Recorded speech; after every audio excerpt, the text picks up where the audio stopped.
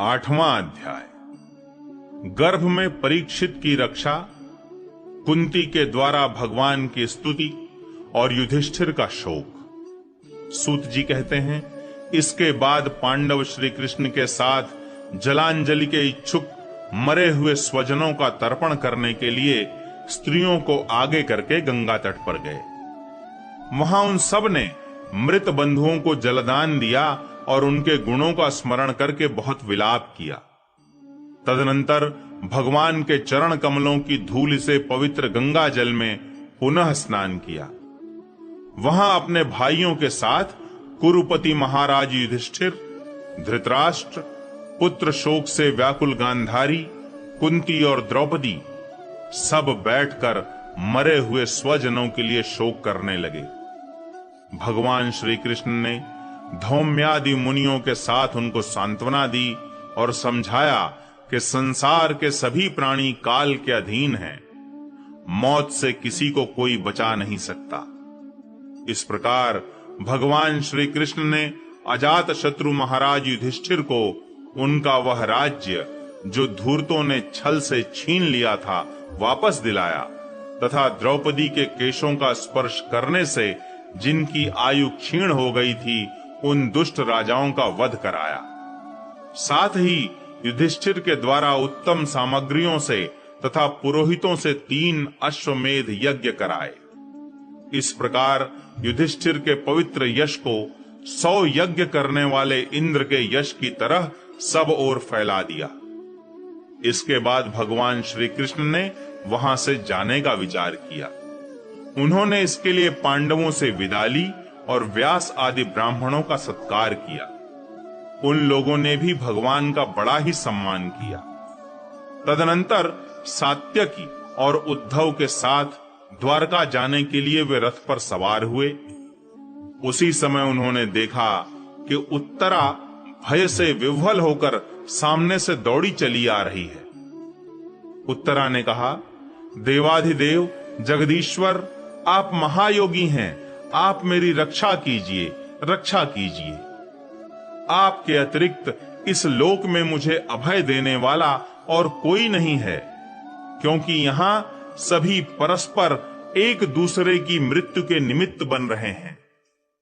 प्रभो, आप सर्वशक्तिमान हैं। यह दहकते हुए लोहे का बाण मेरी ओर दौड़ा आ रहा है। स्वामिन, यह मुझे भले ही जला डाले, परंतु मेरे गर्भ को नष्ट न करे, ऐसी कृपा कीजिए। सूत जी कहते हैं, भक्त वत्सल भगवान श्री कृष्ण उसकी बात सुनते ही जान गए कि अश्वत्थामा ने पांडवों के वंश को निर्बीज करने के लिए ब्रह्मास्त्र का प्रयोग किया है। शौनक जी, उसी समय पांडवों ने भी देखा कि जलते हुए 5 बाण हमारी ओर आ रहे हैं, इसलिए उन्होंने भी अपने अपने अस्त्र उठा लिए।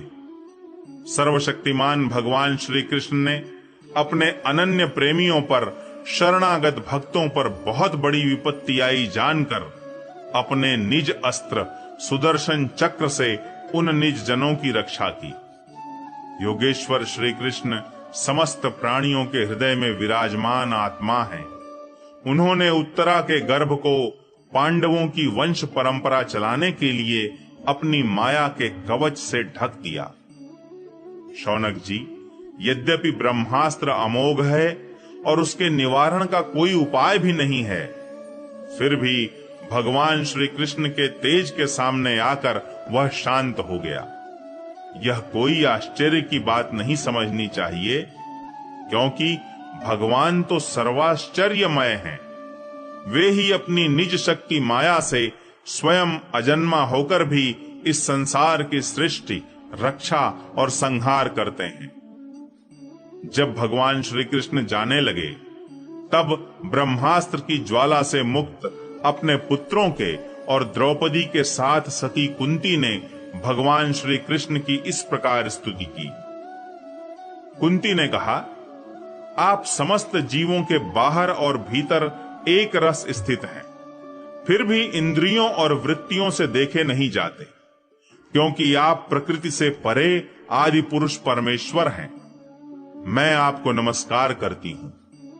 इंद्रियों से जो कुछ जाना जाता है उसकी तह में आप विद्यमान रहते हैं और अपनी ही माया के पर्दे से अपने को ढके रहते हैं।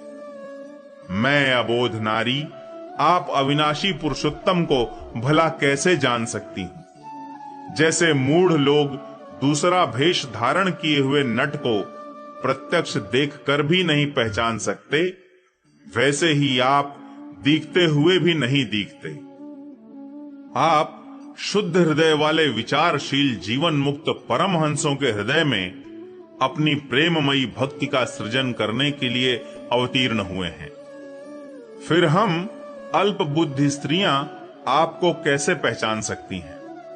आप श्री कृष्ण वासुदेव देवकी नंदन नंद गोप के लाडले लाल गोविंद को हमारा बारंबार प्रणाम है, जिनकी नाभि से ब्रह्मा का जन्मस्थान कमल प्रकट हुआ है, जो सुंदर कमलों की माला धारण करते हैं, जिनके नेत्र कमल के समान विशाल और कोमल हैं, जिनके चरण कमलों में कमल का चिन्ह है।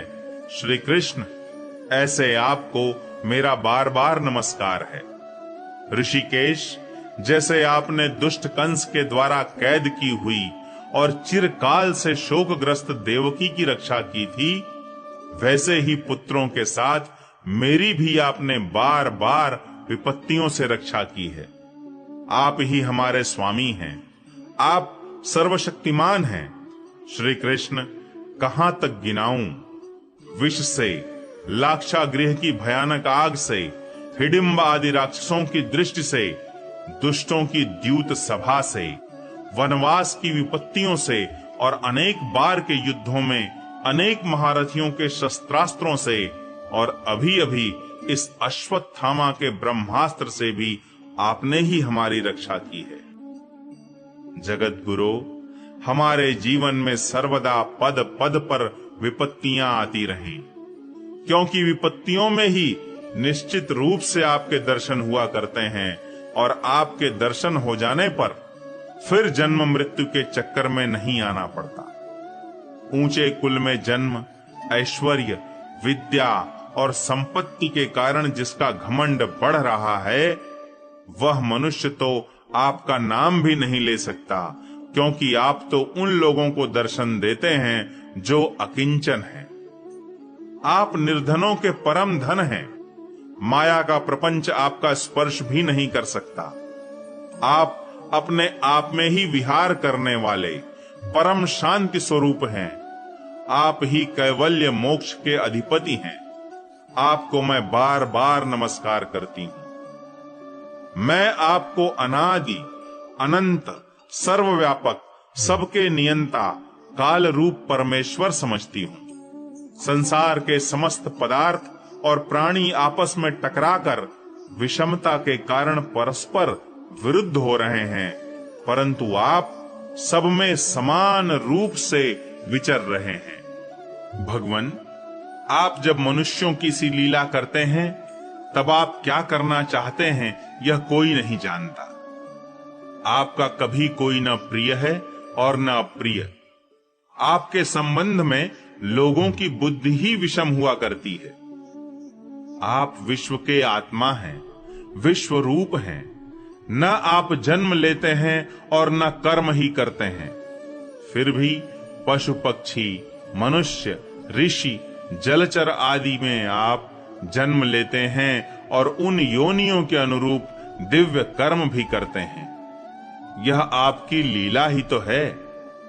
जब बचपन में आपने दूध की मटकी फोड़कर यशोदा मैया को खिंचा दिया था और उन्होंने आपको बांधने के लिए हाथ में रस्सी ली थी, तब आपकी आंखों में आंसू छलक आए थे, काजल कपोलों पर बह चला था, नेत्र चंचल हो रहे थे और भय की भावना से आपने अपने मुख को नीचे की ओर झुका लिया था।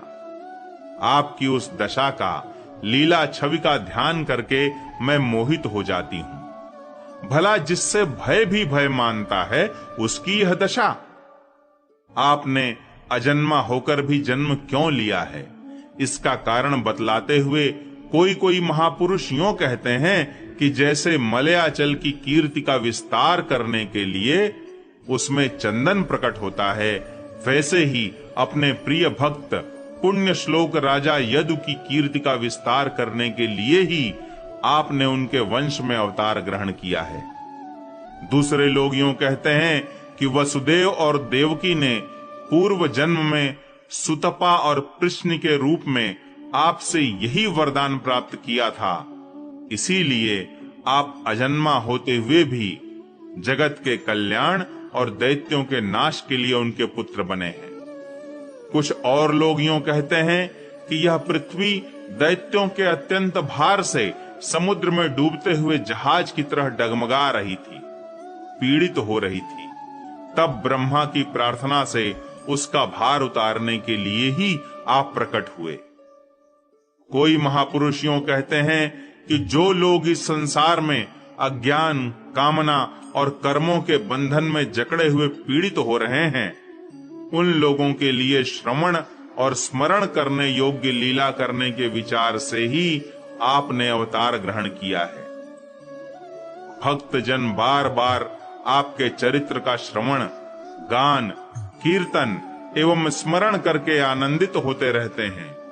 वे ही अविलंब आपके उस चरण कमल का दर्शन कर पाते हैं जो जन्म मृत्यु के प्रवाह को सदा के लिए रोक देता है। भक्त वांछा कल्पतरु प्रभो, क्या अब आप अपने आश्रित और संबंधी हम लोगों को छोड़कर जाना चाहते हैं? आप जानते हैं कि आपके चरण कमलों के अतिरिक्त हमें और किसी का सहारा नहीं है। पृथ्वी के राजाओं के तो हम यूं ही विरोधी हो गए हैं। जैसे जीव के बिना इंद्रियां शक्तिहीन हो जाती हैं, वैसे ही आपके दर्शन बिना यदुवंशियों के और हमारे पुत्र पांडवों के नाम तथा रूप का अस्तित्व ही क्या रह जाता है। गदाधर, आपके विलक्षण चरण चिन्हों से चिन्हित यह कुरजांगल देश की भूमि आज जैसी शोभायमान हो रही है, वैसी आपके चले जाने के बाद न रहेगी। आपकी दृष्टि के प्रभाव से ही यह देश पकी हुई फसल तथा लता वृक्षों से समृद्ध हो रहा है। ये वन, पर्वत, नदी और समुद्र भी आपकी दृष्टि से ही वृद्धि को प्राप्त हो रहे हैं। आप विश्व के स्वामी हैं, विश्व के आत्मा हैं और विश्व रूप हैं। यदुवंशियों और पांडवों में मेरी बड़ी ममता हो गई है। आप कृपा करके स्वजनों के साथ जोड़े हुए इस स्नेह की दृढ़ फांसी को काट दीजिए। श्री कृष्ण, जैसे गंगा की अखंड धारा समुद्र में गिरती रहती है, वैसे ही मेरी बुद्धि किसी दूसरी ओर न जाकर आपसे ही निरंतर प्रेम करती रहे। श्री कृष्ण, अर्जुन के प्यारे सखा यदुवंश शिरोमणे, आप पृथ्वी के भार रूप राजवेशधारी दैत्यों को जलाने के लिए अग्नि स्वरूप हैं। आपकी शक्ति अनंत है। गोविंद, आपका यह अवतार गौ, ब्राह्मण और देवताओं का दुख मिटाने के लिए ही है। योगेश्वर, चराचर के गुरु भगवन, मैं आपको नमस्कार करती हूं। सूत जी कहते हैं, इस प्रकार कुंती ने बड़े मधुर शब्दों में भगवान की अधिकांश लीलाओं का वर्णन किया। यह सब सुनकर भगवान श्री कृष्ण अपनी माया से उसे मोहित करते हुए से मंद मंद मुस्कुराने लगे। उन्होंने कुंती से कह दिया, अच्छा ठीक है, और रथ के स्थान से वे हस्तिनापुर लौट आए। वहां कुंती और सुभद्रा आदि देवियों से विदा लेकर जब वे जाने लगे, तब राजा युधिष्ठिर ने बड़े प्रेम से उन्हें रोक लिया।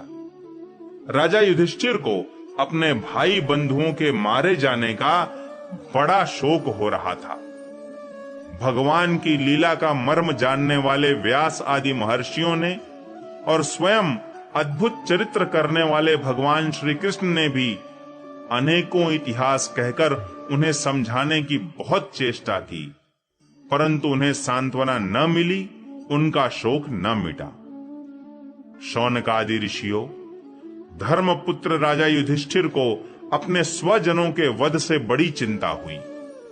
वे अविवेक युक्त चित्त से स्नेह और मोह के वश में होकर कहने लगे, भला मुझ दुरात्मा के हृदय में बद्धमूल हुए इस अज्ञान को तो देखो।